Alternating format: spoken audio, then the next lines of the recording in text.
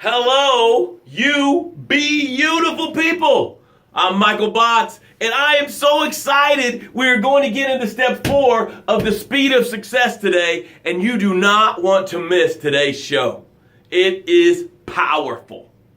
This is what we know for sure. You are born genius. You were born with I am enough imprinted, branded on your DNA. And I can prove it to you. Look how you learn to walk, talk, and eat. You completely and miserably failed at it, and you were never depressed. You were never discouraged. You never got angry. You didn't fall down. You never see a baby fall down and slam their fist on the ground because they're frustrated because they didn't walk. It didn't cross their mind that failure was bad. That's how each of us are born, in the state of I am enough.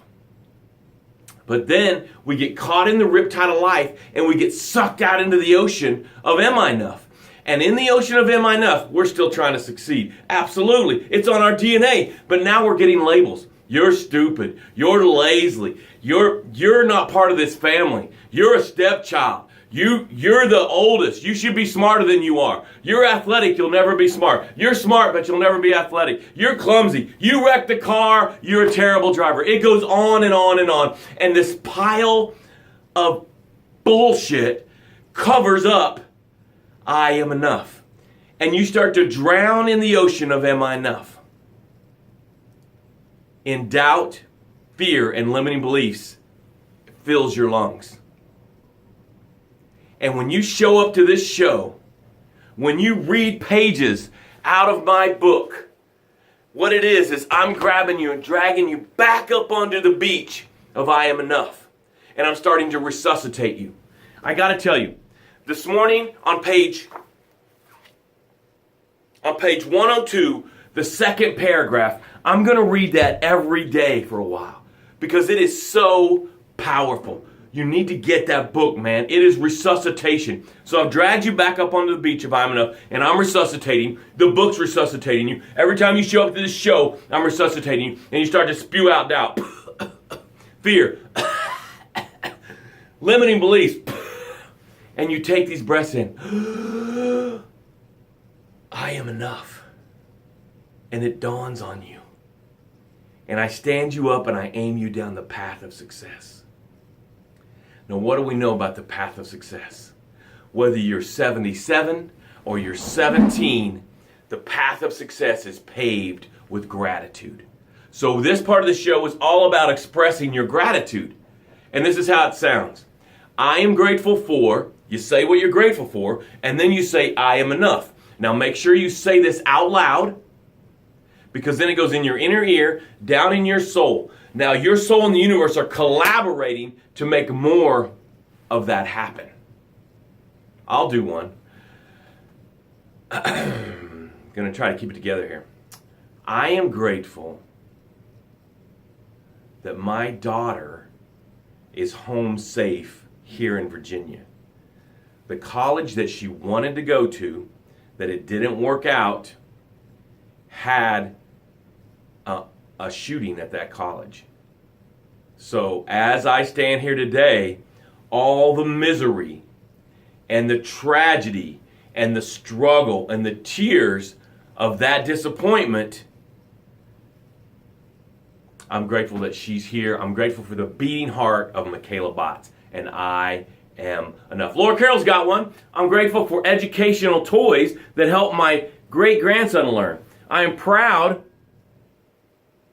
that I am a good grandparent and I am enough. Yes, yes.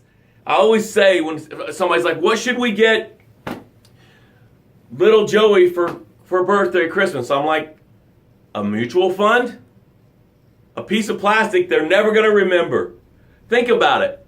When you give a child a present, a little baby like that, they don't remember that. You're probably giving it because of the parents. You want to impress the parents. But what if you gave them something educational or a mutual fund or something that was going to impact their life later and then just laid on the floor and played with the toys that they got? They would remember that and they would enjoy that for a lifetime. Awesome, Laura Carroll. Bravo. Thank you for doing it. I'm grateful and I'm proud of. I am proud of you too. I'm sure you're a fantastic grandparent because you're a fantastic human. All right, now as you're putting in your gratitudes, we're going to take some breaths. These breaths are to create space because what do we know, tribe? What do we know for sure? Life is hard. Owning a business is one of the top 4 hardest things you'll do on the planet. It is a struggle. So you woke up this morning and life stayed awake last night and life had the bat reared up and it was waiting for you to open your eyes and then it just started swinging at you and giving you stuff that you can't, that's going to try to overwhelm you. It's giving you the mortgage, payroll. What about payroll? Oh, payroll is brutal all by itself. All by itself, payroll is brutal. We don't have to go any farther. So these breaths are going to create space. Because you're taking punches and you're up against the cage, you can't make quality decisions. You're making decisions out of panic and hurry and frustration. When we take these breaths, it's going to create space. Say that, space. Ready? Breathe in. Let it out. I am enough. Woo! Ready? Breathe in. Let it out. I am enough. We're doing that 2 more times. Be aware of the space that's happening. Be conscious of the space, and then be conscious of the answer that's in the space. Ready? Breathe in. Let it out. I am enough. One more time. Make sure you're saying it out loud. Breathe in. Let it out. I am enough. Woo! Woo! I just want to say, woo!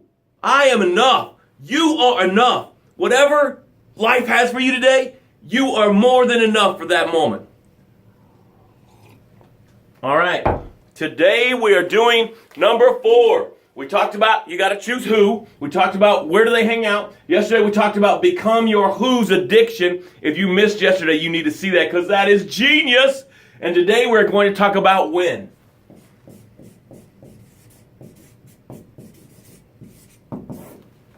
When should I talk about my business? When should I talk about my marketing? When should I do my, sales presentation? Let me ask you this. If we are becoming our who's addiction, who has a painkiller in their house? Everyone. Everyone has a painkiller in their house. Ibuprofen, Advil, whatever their choice, their painkiller is, each of us have it in our house. Why? Because we know the pain is coming. We don't take ibuprofen every day. We take it when there's pain. So when do you market yourself? When do you talk about your business? When do you get out there and do an ad? Always. Always. Always. If you are that's what you do, snow removal. That's your only job. That's your only business. Okay, snow removal. Should you talk about it in the summer? Absolutely. Absolutely, positively. And if someone doesn't buy, that's no problem. That's no problem. Because guess what? It's going to snow. And they're going to need you. And if you are always talking about it, guess who they're going to call? You. But if you're shy and you want to apologize and you don't want to talk about it because you don't want them to think that that's all you think about, then they're going to call someone else. You're not going to be in the front of their mind. You chose to own a business. And the reason you chose it is because you want to make money. The only way you're going to make money is if they call you and give you money for your service. And the only reason they would call you is because you have always marketed yourself. I'll give you a great example. I got the book, I've worked hard on it. It took me like 2 years to write it, 2 years to get everything the way it's supposed to be, the way I wanted it. And here it is. And Am I Enough has told me, you shouldn't talk about your book every day on the show, Michael. You're going to wear people out. They're going to get bored. They're going to be mad if you talk about the book every day. That was what Am I Enough was saying. And I Am Enough is like, that book is the cure for failure. If I had the cure for cancer and I talked about it every day, who would be mad at me about that? So when I talk about my book and it is the cure for failure, then I should not apologize for it. I should not back off away from it. When should you market? Always. You should always be passionately talking about your business, about your service, about what you do. Yeah, but all I do is just fix furniture. It's no big deal. Are you kidding me? Fixing furniture? It's huge. There are people that have had a piece of furniture for 200 years in their family. And little Joey swings a bat and breaks the arm of it. If you could fix that, you could keep that legacy going in that family. Yeah, but all I do is teach yoga. I mean, it's not that big a deal. Are you kidding me? Yoga creates space. People, this is going to be heavy, but I'm going to say it anyways. People don't commit suicide because they come to your yoga class. And the only reason they came is because you continuously talked about it. I'm fired up today, man, because for too long we have been timid and apologetic about our passion, about what we've decided to be in the marketplace, and it is done. Today, you do not have permission to tiptoe around anymore. You need to be proud of it. You need to talk about it. If they say, well, at Thanksgiving, Michael, we don't want you to talk about your book because, everybody's tired of you talking about your book, Michael, then I ain't going at Thanksgiving. Because Joey talks about her new boyfriend, Billy talks about his new puppy, Julie talks about her new baby, and Todd talks about working at the electric company, and I'm going to talk about my new book. Do not apologize. Do not be timid. I want you to start a boldness track today, a courage track. If you really believe what you're doing serves, solves, and saves, then you should be talking about it every minute, all the time. And if somebody gets tired of it, guess what? They're going to remember that. And when the pain shows up, they're going to call you because you talked about it so much. You have permission to be loud and proud, Chris says. Chris runs ASAP Firewatch. And he should never back off of that because he literally is saving lives. When his guys are on the property watching for a fire, he's literally saving someone's life. He should be proud of that. He should be passionate about it. He should wear ASAP Firewatch across everything that his kid should have a tattoo, ASAP Firewatch, because he's so passionate about it. And people remember when you're passionate because there's so many lull and dry and exhausting dead bone people. And if you're passionate about what you bring to the marketplace, people will get on that wagon. People will run to you. Oh my God, you've got to use Chris. He's the best Firewatch on the planet.